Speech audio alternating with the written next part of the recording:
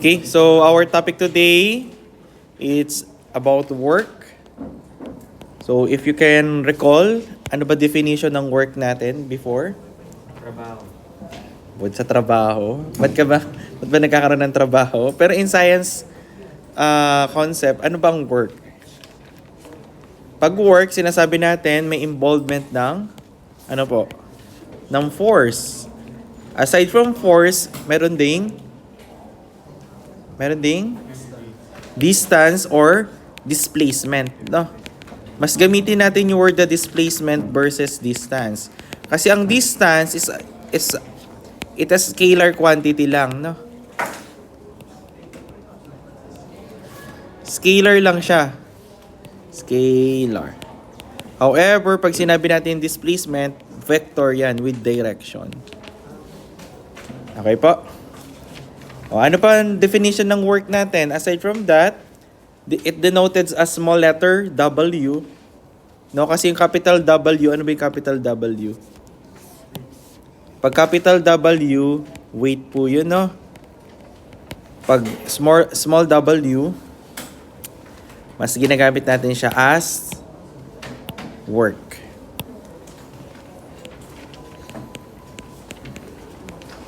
Agoy, ang ganda naman ng sulat dito. Okay? So, actually, hindi plus ang kailangan natin, kundi multiply because by the formula ng work, force is times by displacement. Pero meron tayong mga kina-consider dapat. Ano-ano yon? Yung direction ng forces natin. Once yung force natin is parallel with the displacement, ano ibig sabihin ng parallel? Same direction siya. Ano mangyayari? Ay, direction. Ano pang nangyayari sa value ng work? Value of work will be maximum. Bakit kaya nagiging maximum siya?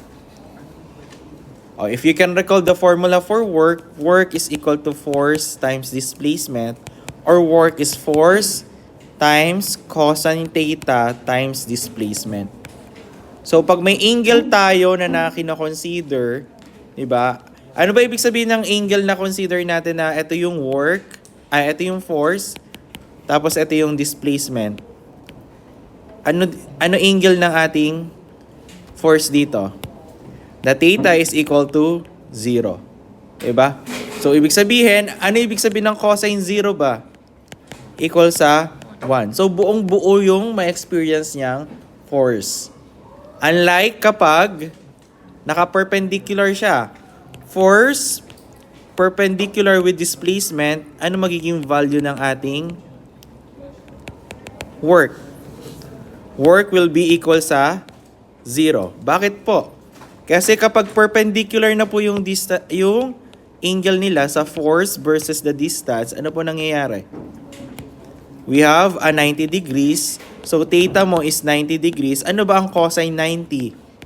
Equal sa 0. Therefore, yung work mo, magiging 0 din. O, naintindihan yon? Okay? So, since work ay may force times displacement tayo, ano ang unit ngayon ng ating work?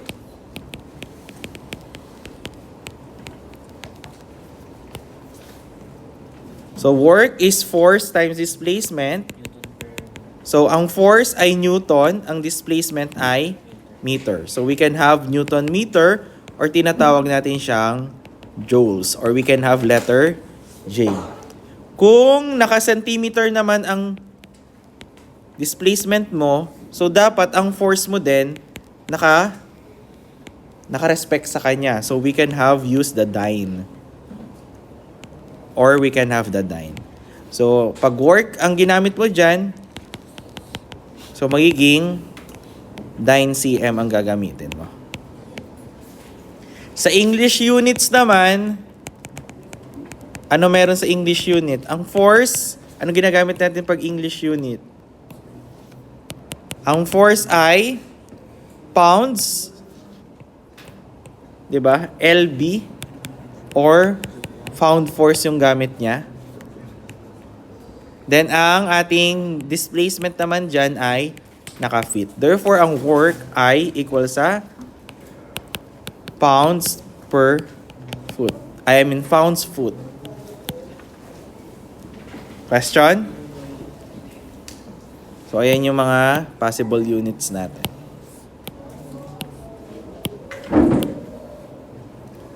O, itong 9 cm, tinatawag din tong urge, no?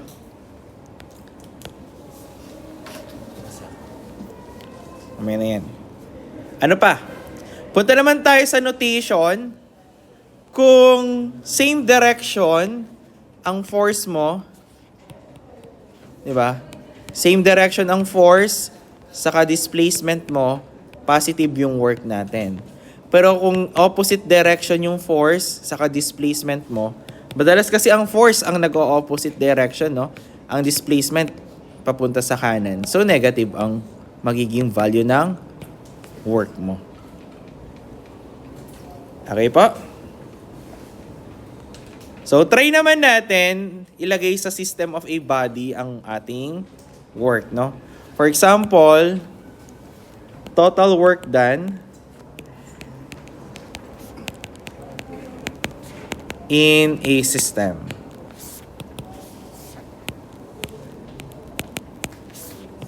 Agoy, ano ba nangyayari dito?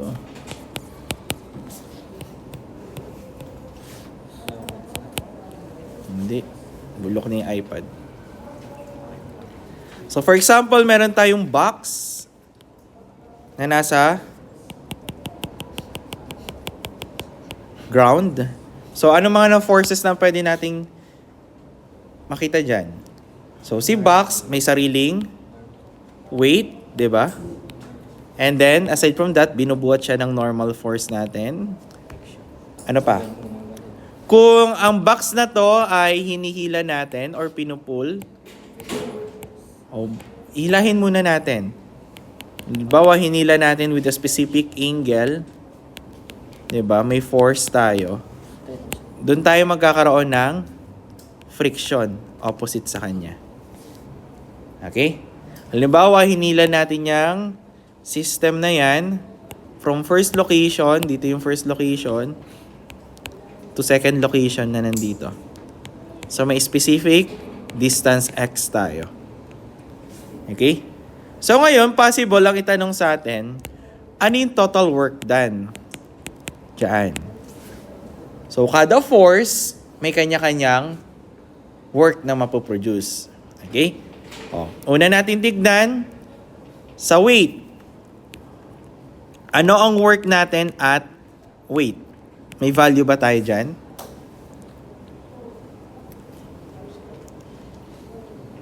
Meron po ba?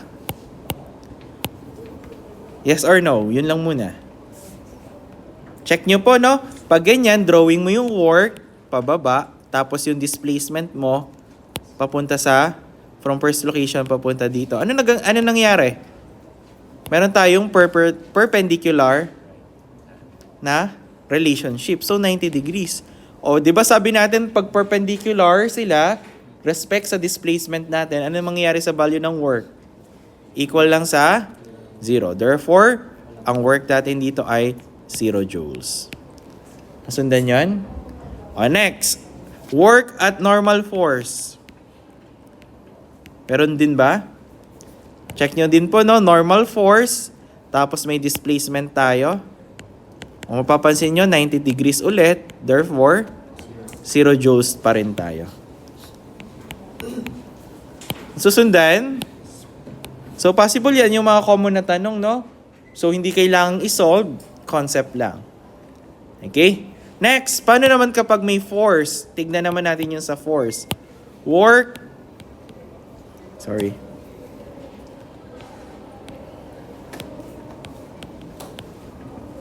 At force applied. Anong value niya? O kung mapapansin mo, hindi siya perpendicular, so hindi siya magsi-zero. Pero meron tayong angle. So we can have F cosine theta times the displacement na x. 'Di ba? Kasi force times displacement. Eh, ang displacement natin dito ay si x. So, ito yung equation or ito yung mapoproduce natin from work na galing sa applied force. O paano naman yung work natin kay friction?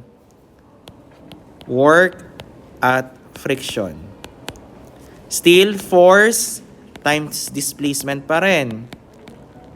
Ano ang value ng force natin? Negative F, di ba? Kasi papunta na siya sa left side. O kumbaga opposite siya ng direction. Times, since wala namang angle, automatically kung lagyan mo pa rin ng cosine theta yan, kung cosine 0 lang naman yan, equal lang din kay 1. So, F pa rin yung masusunod natin. Multiply na lang natin by x, the displacement. Okay? So, work about friction force is F times x lang. Okay? So, ngayon, ang tinatanong is the total force, total work done sa system. Ano ngayon ang total work done dyan? Pagsama-samahin lang po, summation lang natin. So, total work done is equal to, sulat ko lang, no? Work by the mass times gravity or the weight, no? Pwedeng mangyari dito, no? Weight ng mg, work ng mg, plus work ng normal force, plus work ng galing sa force applied, plus work na galing sa friction force. So, since ito ay 0, ito ay 0 din, ano meron tayo? Total force is equal to F cosine theta times x plus negative F times x. O kung mapapansin mo, ayusin natin, work total is equal to F cosine theta times x plus minus F times x. Pwede nating i-factor out to x, di ba? So, ilabas natin. So, magiging F cosine theta minus the friction force multiply by x. Kung mapapansin nyo, yung total work done natin, ano po nangyari? Still, ito yung, anong value to? Ito yung force na applied, then ito pa rin yung displacement. Nasundan po? Question with this. O later on, may example po tayo dyan, no? Okay? So, aside from that, work can be related saan? Sa energy. Diba? Kung matatandaan nyo,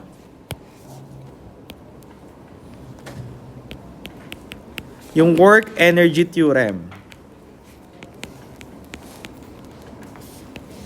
O, bago tayo pumunta dito, ano ba yung muna yung energy? Yung picturean to, definition of terms. Pang high school kasi to, pero pwede nyong gamitin. No, work done by a constant force. Then, relationship. Yan lang din yung sinabi natin kanina. Unit of work. Ayan lang din po yun. Sa mga sample problems, pwede nyo itry. Pero to nagda-dot product na kasi to eh. Pang P6 for engineers na. So, punta tayo kay energy. Nasaan yung energy na kailangan natin? Energy. So, energy is ability to do work, no? So, kung wala kang energy, wala tayong work na mapoproduce. Diba? Kasi meron tayong two types of work, two types of energy. Ano yung dalawang energy na alam natin? Diba? Meron tayong potential energy and kinetic energy. Pag sinabi natin potential, nakastore lang yung energy na meron tayo. Ibig sabihin, hindi gumagalaw. Pero pag kinetic, moving yung energy na meron tayo. Kaya nagkakaroon ng work done. Okay? So, ito pa yung definition ng energy. So, ito yung sinasabi ko kanina. Potential energy, ang mga example niya is gravitational energy. No? Yung naghahatak sa atin kung bakit di tayo lumilipad ngayon. Elastic, due to compression or expansion of elastic object. Ano ibig sabihin ng elastic? Nababanat pero kayang bumalik sa original, no? So we have two type niyan, elastic versus plastic or inelastic, no? So pag sinabi nating elastic, nagre-return siya sa original. Pero pag plastic, nagkakaroon na ng deformation. 'Di ba? Halimbawa nito ay mga rubber, ano pa? Metals or rebars, 'di ba? Pwede niyo bali-baliin 'yun pero nababalik mo pa rin. 'Di ba? Unlike ng plastic, ano meron? Glass. 'Di ba? Nababasag agad, di mo na kayang ibalik 'yun ulit. Or once na napunit na, hindi mo na maibabalik na. Okay? Aside from that, may chemical tayo na potential energy, yun yung mga naka-stored sa dry cell, 'di ba? Sa mga saan? Sa mga battery, no, nag-i-store ng chemical energy doon. And on other hand, kinetic energy is an energy of motion capable of doing work. So ayun yung mga example niya pa. So if we can relate this, no? Balik tayo dun sa discussion kanina, nasaan na yun? Sa work energy theorem, ano mapapansin po natin? Kapag meron daw tayong uniform accelerated motion,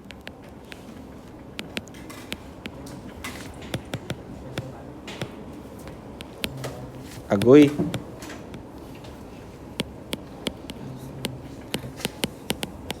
Ano ibig sabihin nun? Uniform accelerated motion, ano nangyayari sa velocity? Constant ba velocity? Nag-accelerate nga eh. Ibig sabihin, nagbabago na nagbabago. The velocity will be changing, no? So ano mangyayari ngayon sa work natin? Work will be related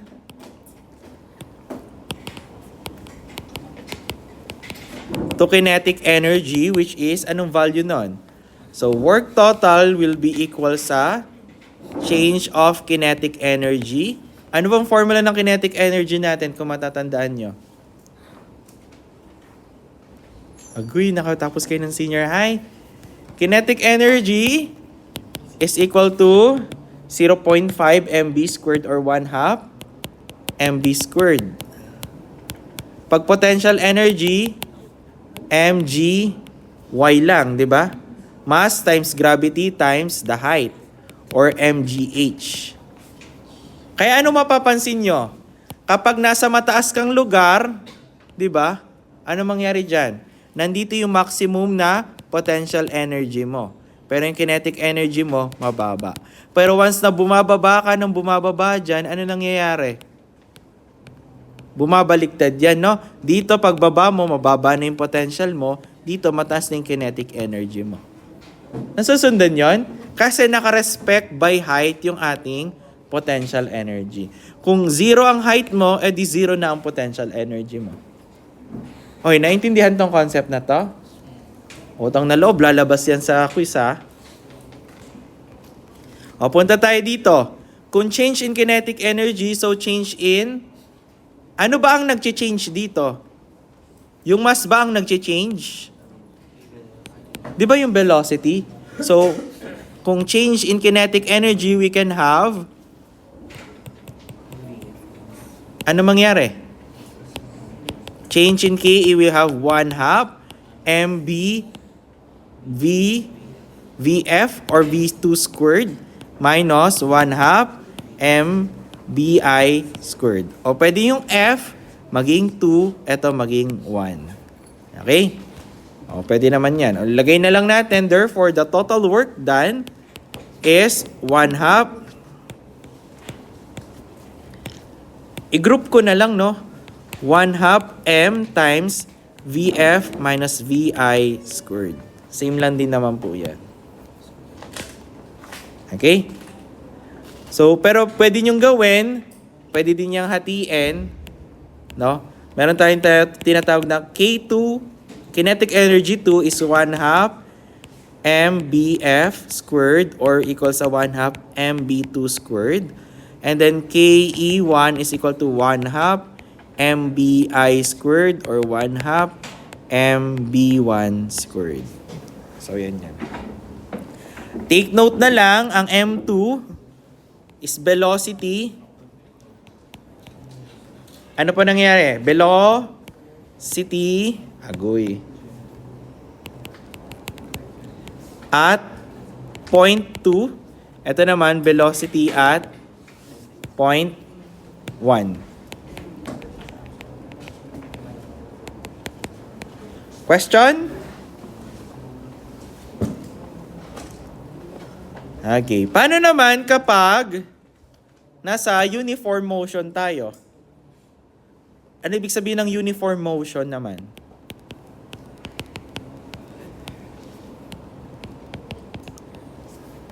Kanina, uniform accelerated motion. Nag-accelerate yung motion. Ngayon, uniform lang yung motion. Ano meron sa atin? Anong value ng velocity? Yung velocity natin dito, constant, no? So, we have constant velocity.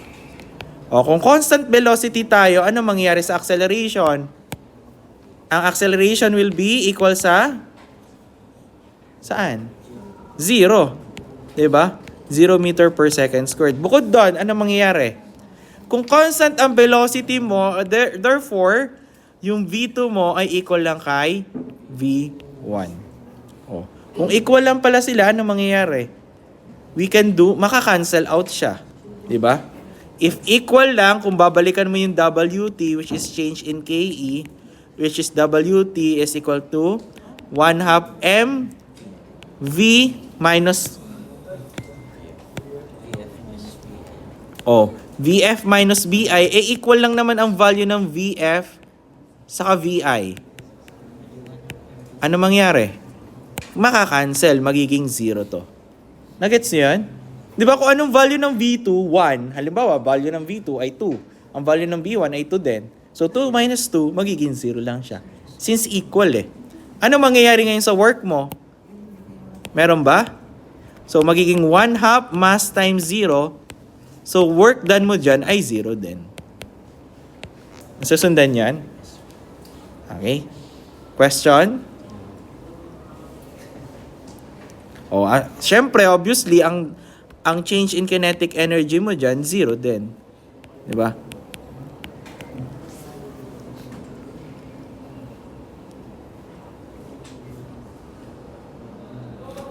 Tama ba unit ko? PGMS.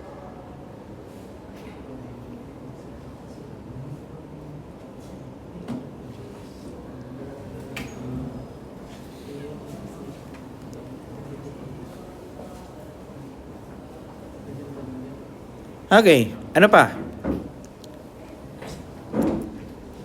Wala na, example number 1 na tayo. May tanong pa ba? Ayan na, ang dami nating concept na diniscuss ngayon. Kapag yan, di nyo pa nasagutan, ewan ko na lang. Pwede nyo picturean. Sige, mula dito.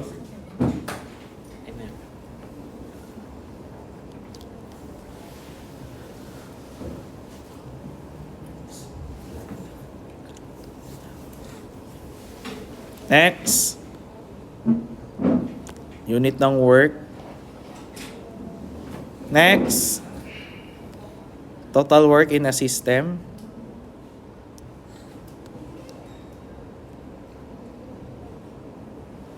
Next. Work energy theorem. Ayusin ko nga to. Lipat ko to dito.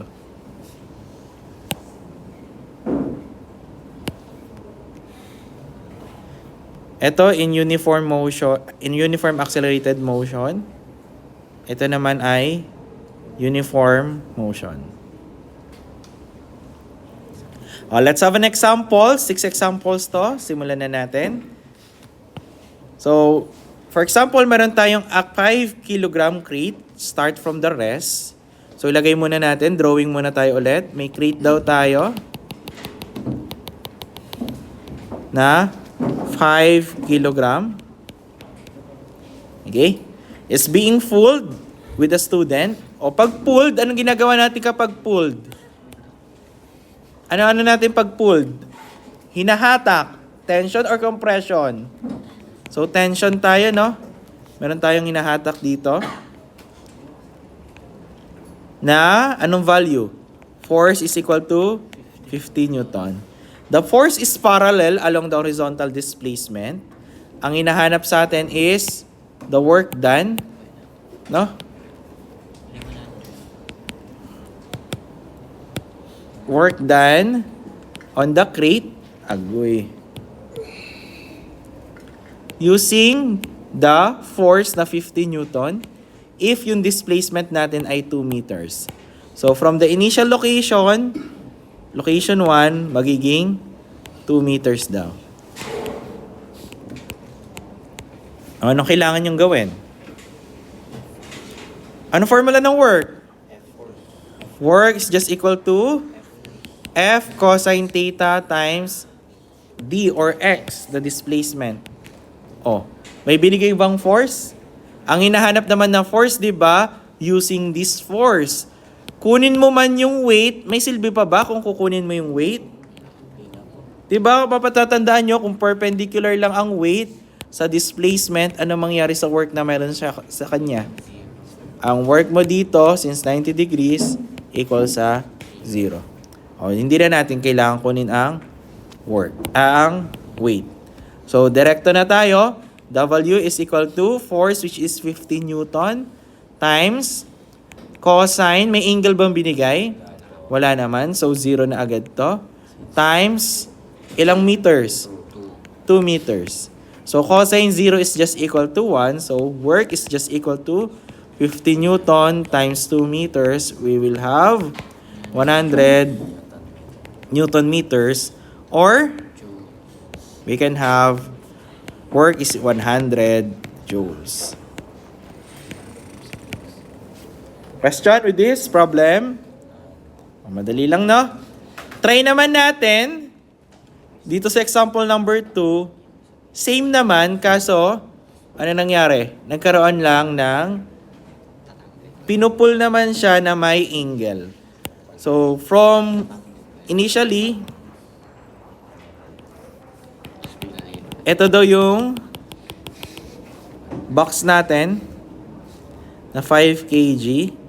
Hinatak daw siya ng above the horizontal. So we can have a horizontal reference here na 25 degrees. So ito ay force na equal sa 50 Newton. Again, same displacement. Ilan ang displacement natin? 2 meters. So, ito point 1, point 2. Balikan lang natin, no? Sinabi din dito kanina na smooth surface. Pag smooth surface, madalas frictionless. Dito ngayon sa example number 2, sinabi naman na friction surface. Kahit walang sinabing smooth surface. Okay? So, ano magiging formula natin ngayon ng work? Work done. Work is equal to F cosine theta times X pa rin. So, work is equal to force, which is 50 Newton times cosine 25 degrees times 2 meters. Answer will be 90.63. Sakto to?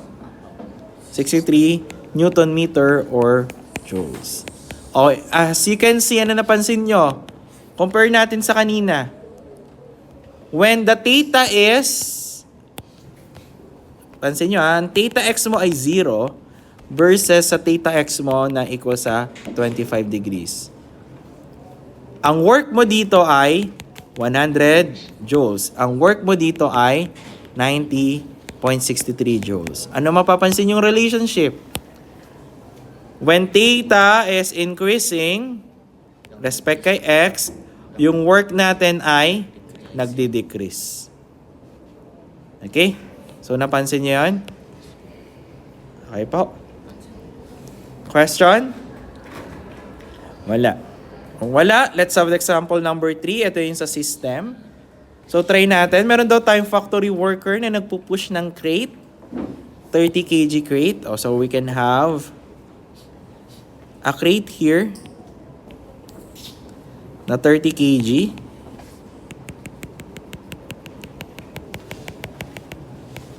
Ano sinasabi dyan? Pinupush daw to from specific distance hanggang 4 meter. Diba? So from here, may 4.5 meter tayo na distance ng X. First location, second location. The constant velocity at constant velocity by pushing the crate parallel to the horizontal force. Pinupush natin yung crate. Pag pinupush, ano ibig sabihin ng push? Tinutulak, kinokompress mo, no? So, pwede mangyari, nandito yung pushing force, P na equal sa 73.575 Newton.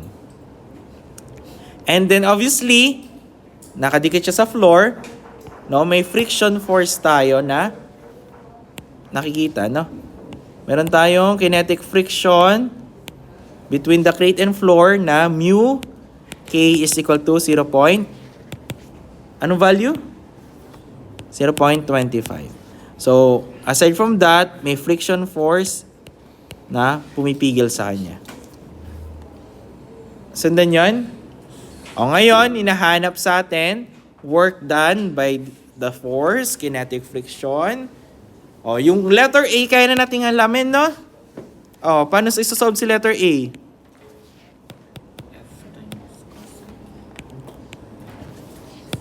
Guys, kailan kaya tatama ito? Baka dito, sa jacket.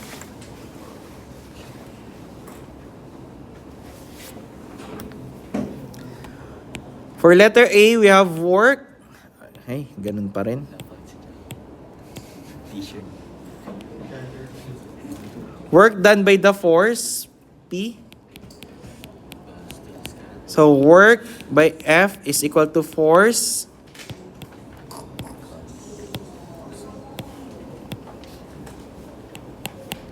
cosine theta times X. Anong force natin?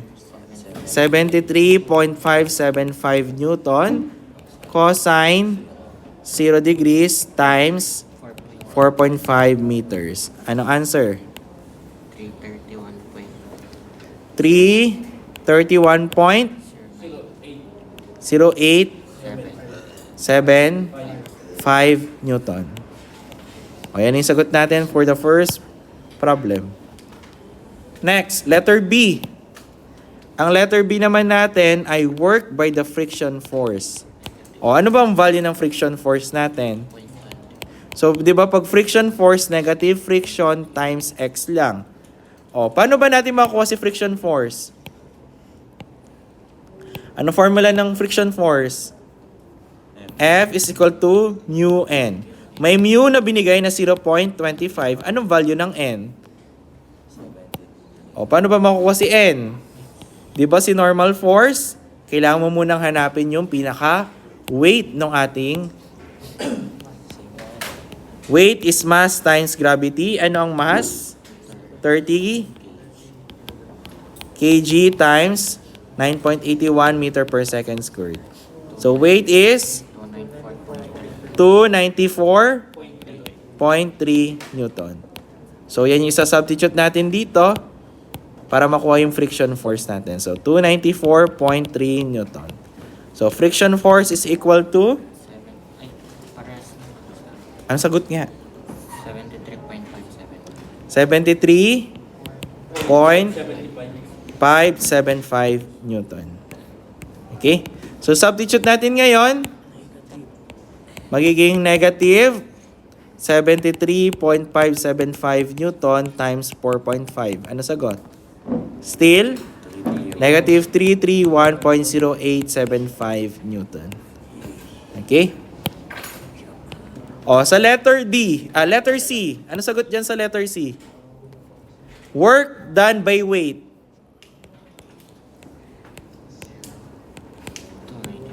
Ano sagot?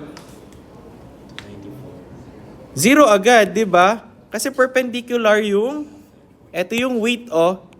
Ayan yung weight, tapos anong displacement mo na 4.5. Di ba? Kung mapapansin nyo, may 90 degrees sa pagitan nila. Okay? So, 0 lang agad. Newton meter. Newton meter. O, sa letter D, weight by the normal force. Ano sagot? Still 0 joules. Bakit? Kung ito-drawing mo ulit, normal force, tapos yung X mo na 4.5 meters. 90 degrees pa rin naman sila. Tandaan nyo, once na perpendicular yung work saka force, yung displacement saka force, zero agad yan. Paano pag naka-incline? Hindi na magiging zero yung value natin doon. Di ba? Okay? Ngayon, letter E. Anong letter E? Tinatanong is the total. Diba sabi natin kanina, if we want to get the total work, summation lang ng weight ng force, work ng force, work ng friction force, plus work ng weight, plus work ng normal force. Since 0 to, tapos yung positive, still naman, no, same lang, na 331.0875 minus 331.0875. Anong sagot? 0 joules. May work done ba dito? Wala po. Hindi po gumalaw, no? So, hindi po enough yung force na in-exert mo. Okay? Kanina, no, binago ko kasi itong problem na to. Kanina, ang nakalagay lang or even sa PowerPoint ay 73.5 Newton. Ang mangyayari dyan, maiiba yung sagot mo dito. Parang dito yata may iba. Nasa 200 something lang yata to. 220 o 230 lang something. 330 lang to. Tapos ito ay 331. Ano mapapansin nyo? Si force ay 330. Si friction force ay 331. Somehow, magkakaroon ka ng negative 1 joule. Napansin nyo yan? Ano ibig sabihin nun? Gumalaw pa ba yan? Negative 1 joule na yan? Ano yan? Umatras? Ibig sabihin lang nun, mas malakas pa rin yung friction natin compare sa mismong applied force natin. So, no work done pa rin naman. Okay? Naintindihan yan? Question? Again, ang nadagdag lang sa atin dito is the displacement. Force times displacement. Still, yung concept natin sa law of motions, ginagamit pa rin natin. Kung hindi nyo naintindihan yung sa friction, sa pagkuha ng weight ng mass times gravity, pagkuha ng normal force, mahirapan kayo pa rin i-solve. Okay? Question? So, tinuro sa atin, pinakita ko yung solution ng quiz 7. So, it's up to you kung aralay nyo siya sa bahay. Malay nyo yan lang din itanong. Itanong lang yung mga work done dyan. At least alam nyo, no? Kung paano siya isolve. Okay, punta tayo dito. Example number 4. Ang tinatanong naman dito is, basahin muna natin. An engineer pushes, meron daw siyang 10 kg na crate from rest, no, ipupush siya along a level of floor. If the final velocity, binigay yung final velocity, VF is 8.5 meter per seconds. Agoy. Hinahanap sa atin ngayon yung total work done na makukuha niya or mangyayari sa kanya. Ano mga iba pang given? From the rest, ano ibig sabihin ng from the rest? Initial velocity mo ay 0 meter per seconds. Pwede natin gawin, kung initially diyan, di ba?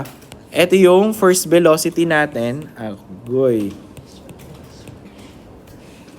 Ito yung B1. Okay na yan. Para mahaba yung oras ng panonood nila. Tapos ito yung V2. Okay? Pag ganyan ang given, wala tayong, ano mga formula ng work? Applicable pa ba ang force cosine theta x dito? Hindi na, no? Ano pa ba ibang formula ng work natin? Pwedeng change in kinetic energy or work is equal to 1/2 m B2 minus B1 squared. Pwede natin apply yan dyan. So, substitute lang natin 1/2 times Anong mass? 10 kg times anong velocity? 8.5 meter per seconds minus 0.0 meter per second quantity squared. Anong work natin ngayon? 361. Ilan? 361.25 kg m squared s squared. Anong unit yan? Joules pa rin yan. Paano nangyari? kg m squared over s squared times m. Nasundan nyo yun? 'Di ba? Etong part na to, force yan eh. 'Di ba? Newton yan. Still, yung isang m lang, kaya nagkaroon ng m squared. 'Di ba? Doon lang galing yun. So, eto naman yung displacement. Still, ang work natin ay 361.25 joules. Question? Binuwi na 2. Last two. Unti na lang. Pauwi na. Binibilang ang puto. Uwi ka na. Tatay na yun. Pwede pa tayo mag-discuss ng isa pa. Power.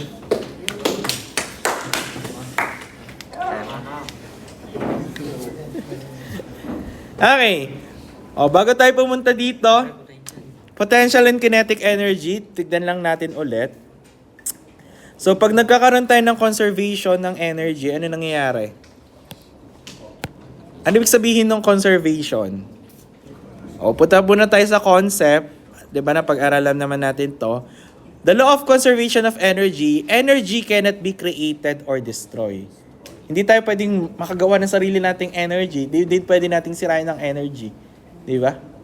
O, aside from that, ano ibig sabihin lang nun? This means the total amount of energy in a closed system remain constant. Di ba? Kung nagre-remains constant siya, equal lang yan kay zero. Somehow. Di ba? Kung nagbigay ka ng potential energy sa isang bagay, di wala kang value ng kinetic energy. Pwedeng equal ang PE, pwedeng equal ang KE. Or pwedeng mababa ang PE, mataas naman ang KE. Diba? Nag-gets nyo yun? Kung paano siya nagiging constant? No? In simpler terms, energy doesn't appear out of nowhere or disappear into nothingness. Pero yung energy natin, pwede nating i-transform, no? Pwede natin siyang ma-convert from one another to another one. So, but the total amount of energy cannot be changes. So, ayan yung mga example, no? Energy can be from one type to another. For example, potential energy na stored sa stretch rubber band can be transformed into kinetic energy like energy released the rubber when bands snapbacks, di ba? So, pwede yung, di ba, yung mga rubber pwedeng pamitik or pang ano ng mga bala. So, yun yung mga common niya dyan. So, this transformation can occur in various ways such as mechanical work, heat transfer, or chemical reactions. So, yun lang yung conservation ng energy natin. O, in mathematically way, paano nangyayari yon? Okay, let's have this potential energy and kinetic energy. So, for example, meron tayong body or isang box, no? Nasa taas, no? Kung mapapansin nyo, meron siyang weight pa rin, M times G. For example, itong box na to malalaglag from a specific point. May specific height siya from the ground. Or tinatawag nating reference point.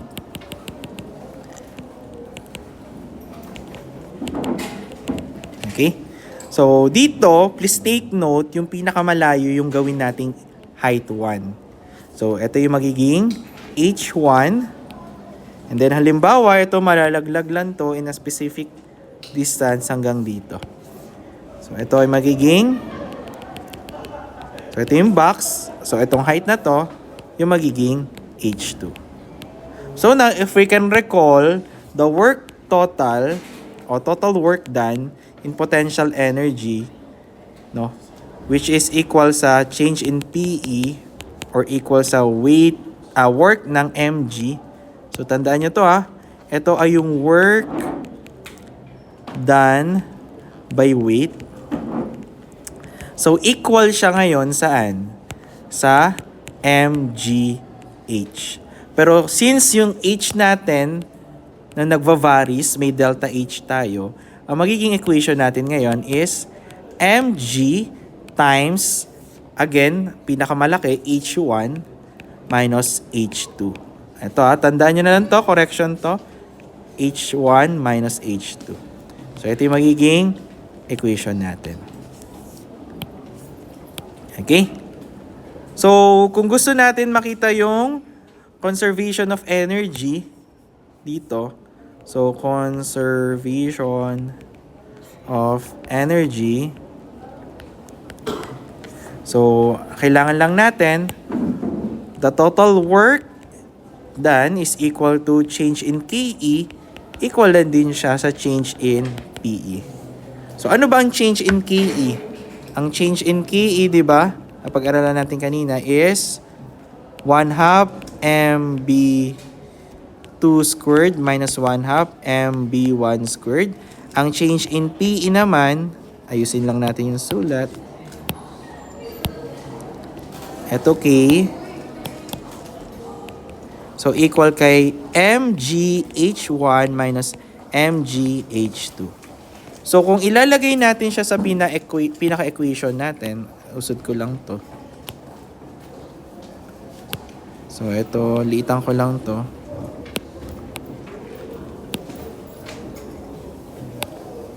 Ano mangyayari? So magiging, gamitin natin yung delta KE is equal to delta PE. So magiging 1/2 mb2 squared minus 1/2 mb1 squared is equal to mgh1 is minus mgh2. Okay? So, pag sama-samahin natin, pwede kasi ang mangyari, nandito yung initial equal sa final.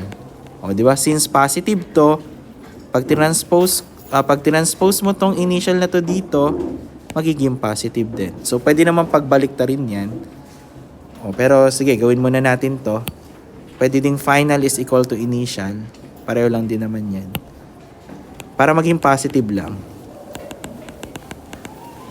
Magiging 1/2 mb2 squared plus mgh2. Transpose natin to. So, naging positive. Equal kay mgh1 plus 1/2 mb1 squared. Or we can have annotation na ito yung ke2 plus pe2 is equal to pe1 plus ke1. Same lang din yan, no? Sa ginagamit natin in our PowerPoint na initial mech energy is equal to final mechanical energy na PE1 plus KE1 is equal to PE2 plus KE2. Okay? Pareho lang naman po yan. Okay. If you throw a 0.5 kg baseball, so binigyan na tayo agad ng mass, sulat na natin, into air, giving na may initial velocity daw tayo. Ang initial velocity natin ay VI is equal to, or V1 na equal sa 20 meter per second. Use the conservation of energy to find how high it goes. So, hinahanap sa atin, how high, H1 or H2? Pag how high, kung intindihin niyo yung problem, di ba, hinagis siya from lowest point to highest point. So, H2 yung hinahanap sa atin. So, paano natin mahanap yon? So, PE1 plus KE1 is equal to, sulat na lang muna natin yung initial. Tandaan nyo na lang to. Initial,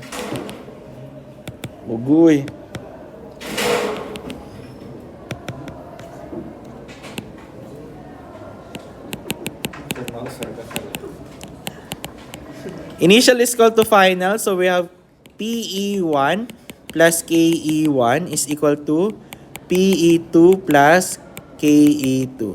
So we have MGH1 plus 1 half MB1 squared is equal to, ano to? MGH2 plus 1 half MB2 squared. O, ano mangyayari sa iba? Ano mga kailangan nyo lang? Since wala tayong final velocity, cancel to, di ba?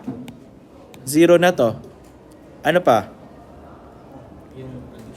O, H1 is 0, so cancel lang din to. Ano tira? We can have the 1 half MB1 squared is equal to MGH2.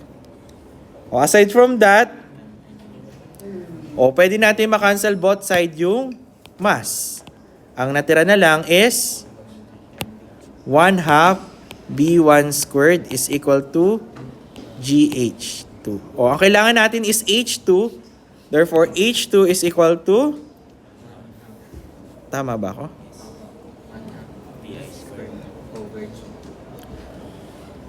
Divide natin both side by G. So, 1 half, para makancel lang yung G. B1 squared over G. Anong V1? 1 half ng 20 meter per second squared divided by anong gravity? 9.81 meter per second squared. Anong H2 natin? 20.39. Mali ako.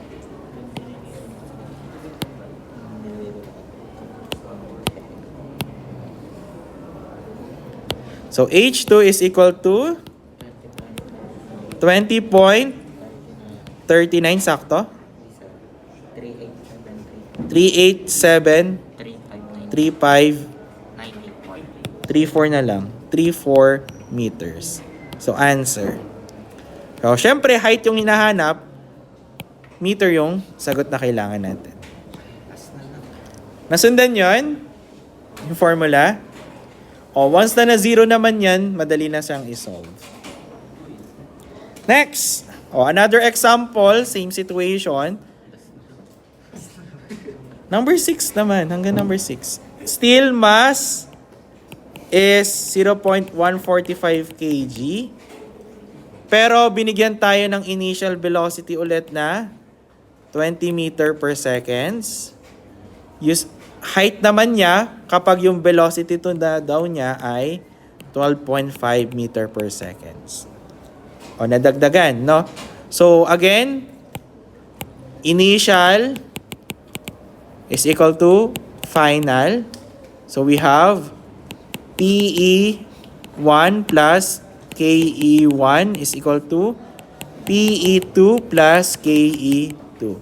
So, PE1 is MGH1 plus 1 half MB1 squared is equal to MGH2 plus 1 half MB2 squared. So, ito, magzi-zero na. Ang kailangan natin ulit is si H2. So, isolate lang natin. So, paano natin isolate? Lahat ng mass, pwede nating alisin, no? Kasi pwede mong i-multiply both side by 1 over M. Di ba sa algebra, 1 over M? Cancel lahat yan. So, ano natira? 1 half B1 squared is equal to GH2 plus 1 half B2 squared. So, transpose ko. So, we have 1 half B1 squared minus 1 half B2 squared is equal to GH2. Divide ba both side by G? Ayun formula ng H natin. So, H2 is equal to 1 half ni B1 squared minus B2 squared all over G. So, 1 half ng 20 squared minus 12.5 squared. Ay, lagay natin ng squared. Divided by 9.81. Answer. 12.39. 12.39 sakto? 398? Isa pa, wala na? Oh, meters. Ayun yung sagot natin. 424 sound, sir. Ako na lang kaya. 425. 4235. Hindi na baliw na naman yung mga manonood sa atin. Oo lang eh. Kami naman yung nandito eh. 12.42 35. 424. Ha? Baka 9.8 lang gamit mo dyan. Lal rin yan, sir. Hey, shoutout kay Aldrin Ring.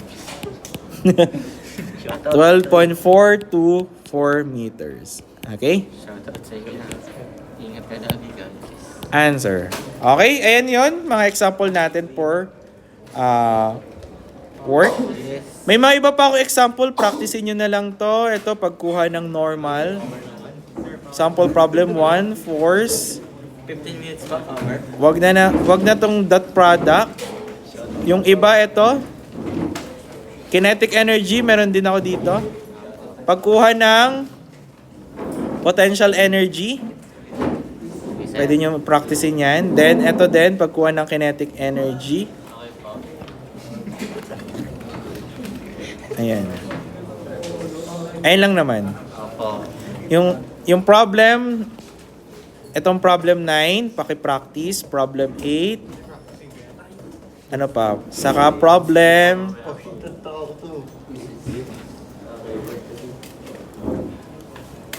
1. Problem 1 lang pala. Opo. O, tatlo yan ha. 189. Sir. 189. Sige, that's all for today. Goodbye and thank you. Good. 10 din pala, oh. Maganda din yung tanong sa 10. Shoutout sa iyo, Aldrin Meringue. Panoorin mo to para sa iyo to. Okay.